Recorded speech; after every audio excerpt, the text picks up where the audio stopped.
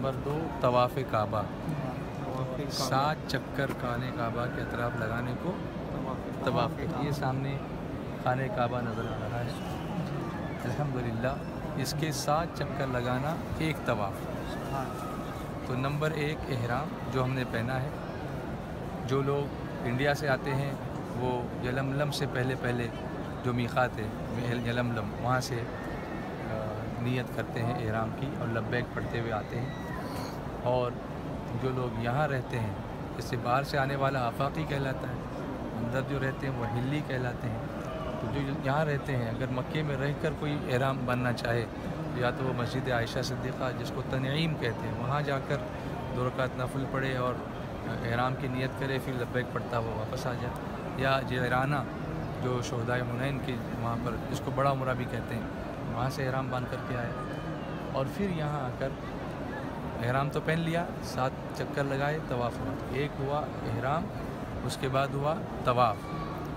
तवाफ़ पूरा होने के बाद मकाम इब्राहीम पर 2 रकात नमाज़ पढ़ना, जिसको वाजिबुत तवाफ़ कहते हैं। तो सामने जो है ये मकाम इब्राहीम है, यहाँ पर हज़रत सैयदना इब्राहीम अलैहिस्सलाम के कदमों के निशान मौजूद हैं। और कुरान पाक में अल्लाह तबारक व तआला ने इसकी फजीलत की बयान फरमाई। आयत है कुरान पाक में, वत्तखिज़ू मिन मकाम इब्राहीम मुसल्ला, और मकाम इब्राहीम को मुसल्ला बनाओ, यानी नमाज़ पढ़ने की जगह बनाओ। तो अभी आपने मकाम इब्राहीम भी देखा। और तवाफ़ पूरा होने के बाद इसके पीछे 2 रकात नमाज़ पढ़ना और फिर उसके बाद नंबर 4 सफ़ा मरवा की सई करना। बीच में कुछ सुन्नतें हैं, लेकिन मैं जो ख़ास चीज़ें हैं वाजिबात में से हैं वो आपके सामने पेश कर रहा हूँ। सफ़ा मरवा की सई करना, सफ़ा से लेके मरवा 1, फिर मरवा से सफ़ा 2, इस तरह से 7वां चक्कर मरवा पर ख़त्म होगा। तो इस तरह से चौथी चीज़ हुई। और सफ़ा मरवा की सई होने के बाद जो हज़रत सैयदतुना हाजिरा रज़ियल्लाहु ताला अन्हा की सुन्नत है, और उसके बाद हलक करना, यानी सर के बालों को मोड़ देना। हलक भी कर सकते हैं और तकसीर भी कर सकते हैं। तकसीर मतलब बालों को कतरना, लेकिन बाज़ लोग इसको अहमियत नहीं देते कि तकसीर सही तरीक़े से कैसे की जाए। तकसीर जब की जाएगी तो कम से कम ये जो एक पोरा है ना उंगली का, ये 3 पोरे नज़र आते हैं, उसमें से एक पोरे के बराबर चौथाई सर में से 1/4, चाहे एक ही तरफ का करे, चाहे थोड़ा थोड़ा करके चौथाई हो जाए, इतना 1/4 इतना हो जाए, तो उतना अगर कतर लिया तो तकसीर हो गई, एहराम से बाहर आ सकता है। उस वक्त तक एहराम से बाहर नहीं होगा। लेकिन बेहतर ये है कि पूरे सर के बाल मूंड दे। कि मेरे आका सल्लल्लाहु अलैहि वसल्लम ने जिन लोगों ने हलक किया उनके लिए 3 मरतबा रहमत की दुआ, सुभान अल्लाह। जिन्होंने तकसीर की उनके लिए 1 मरतबा। हम तो चाहते हैं कि मेरे आका सल्लल्लाहु अलैहि वसल्लम की ज़्यादा से ज़्यादा दुआएं हमको मिलेंगी। तो जब तकसीर या हलक कर लेंगे तो हम एहराम से फारिग होंगे। और औरतें जो हैं वो अपने चोटी के बालों में से, पूरी चोटी में से, ऐसी चोटी पकड़ के पूरी चोटी में से 1 पोरे के बराबर अपने ही हाथ से सही होने के बाद, उससे पहले नहीं कर सकती, कतर लेंगी, या उनका कोई महरम जो होगा वो उसको कतर दे तो वो एहराम से बाहर आ जाएगा। इस तरीके से हमने 5 चीज़ें देखी। नंबर 1 एहराम, नंबर 2 तवाफ़, नंबर 3 मकाम इब्राहीम पर 2 रकात नफल जिसको कहते हैं वाजिबुत तवाफ़, नंबर 4 सफ़ा मरवा की सई, और नंबर 5 तकसीर या हलक। ये 5 चीज़ें कर ली आपने इत्मीनान से तो आपका उम्रा हो जाएगा। मतलब उसके बाद आप ये 2 चादरें निकाल देंगे और अपने कपड़ों में आकर फिर खुशबू भी लगा सकते हैं, गुस्ल कर सकते हैं, बाल कतर सकते हैं, जो भी करना है वो कर सकते हैं। पाबंदियाँ जो एहराम की होती हैं, जिसकी तफसील का यहाँ वक्त नहीं, मैं मुख्तसर बता रहा हूँ, वो पाबंदियाँ आपकी उसके बाद निकल जाएगी। इस वक्त जिस जगह पर हम खड़े हैं ये बहुत ही अहमियत वाली जगह है। हमारे सामने बाब काबा है, खाने काबा का दरवाज़ा। यहाँ हमारी बाईं तरफ हजर अस्वद है, इसीलिए इस कोने को रुकन अस्वद कहते हैं, और दाहिनी तरफ जो कोना है उसको रुकन इराक़ी कहते हैं। आप देखेंगे कि बाब काबा जो है, खाने काबा का दरवाज़ा और हजर अस्वद का जो कोना है, इसके बीच की जो पट्टी है उसको मुल्तज़म कहते हैं, या उसको कहते हैं लिपटने की जगह। मुल्तज़म यानी क्या? लिपटने की जगह। लिपटने की जगह कौन लिपटता था यहाँ पर? मेरे आका सल्लल्लाहु अलैहि वसल्लम इरशाद फरमाते हैं کہ میں جب جبرائیل علیہ السلام کو دیکھنا چاہتا ہوں تو میں یہ دیکھتا ہوں کہ ملتزم سے لپٹ کر اللہ سے دعا کر رہے ہیں، اور وہ دعا کیا تھی؟ یا واجدو یا ماجدو لا تزل عنی نعمتا انعمتہا علیہ، اے واجد، اے ماجد، اے بزرگی والے، تو نے جو نعمتیں مجھے عطا فرمائی ہیں ان کو مجھ سے کبھی زائل نہ کرنا۔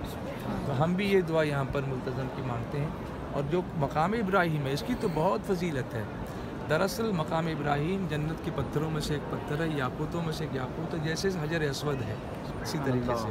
اور جب سیدنا ابراہیم علیہ السلام اللہ تعالیٰ کے حکم سے خانہ کعبہ کی تعمیر فرما رہے تھے، سیدنا اسماعیل علیہ السلام کو ساتھ لے کر، اللہ نے قرآن پاک میں اس کا بیان فرمایا، آیتوں کے ذریعے سے بتایا، وَإِذْ يَرْفَعُ إِبْرَاهِيمُ الْقَوَاعِدَ مِنَ الْبَيْتِ وَإِسْمَاعِيلُ رَبَّنَا تَقَبَّلْ مِنَّا إِنَّكَ أَنْتَ السَّمِيعُ الْعَلِيمُ، کہ جب حضرت ابراہیم علیہ السلام اور اسماعیل علیہ السلام کعبے کی نیویں اٹھاتے تھے، دیواریں اٹھاتے تھے اور قبولیت کی دعائیں کرتے تھے، اس سے پتہ چلا کہ جب بھی ہم اللہ کی بارگاہ میں کوئی عبادت کریں تو اس کی قبولیت کے لیے یہ دعا کرنی چاہیے، ربنا تقبل منا انک انت السمیع العلیم وتب علینا انک انت التواب الرحیم۔ تو اس وقت یہ پتھر جنت سے لایا گیا کہ جب دیواریں اونچی ہوتی تھیں تو ابراہیم علیہ السلام اس پتھر پر کھڑے ہو جاتے تھے، اور اللہ کی قدرت سے، ابراہیم علیہ السلام کے قدموں کی برکت سے وہ پتھر جیسے جیسے دیوار اوپر ہوتی تھی پتھر بھی اونچا ہوتا چلا جاتا تھا۔ جب آپ کو نیچے آنا ہوتا تو پتھر نیچے آتا۔ پتھر بھی آپ سے محبت کرتے ہیں، انبیاء سے، ابراہیم علیہ السلام سے محبت کرتا تھا، اس نے اپنے سینے پر ابراہیم علیہ السلام کے قدموں کے نشان بنا لیے۔ تو جیسے ہی اس کے نشان، ان کے قدموں کے نشان پتھر کے سینے پر بنے، اللہ نے اس پتھر کو محفوظ فرما دیا اور فرمایا اسلام تو پتھروں سے دور کرنے کے لیے آیا، لیکن جو پتھر نبی سے قریب ہوا اللہ نے لوگوں کو اس کے قریب کر دیا۔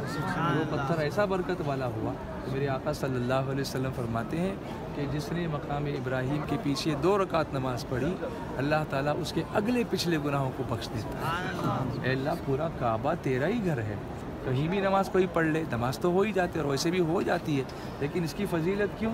تو آواز آئے گی، اس کی فضیلت اس لیے کہ اس پر میرے خلیل کے قدموں کے نشان موجود ہیں۔ سبحان اللہ۔ تو جب خلیل کے قدموں کے نشان کا یہ عالم ہے تو نالین مصطفیٰ کی عظمت کا عالم کیا ہوگا؟ میرے آقا کی ذات مصطفیٰ کا عالم کیا ہوگا؟ بارگاہ مصطفیٰ کا عالم کیا ہوگا؟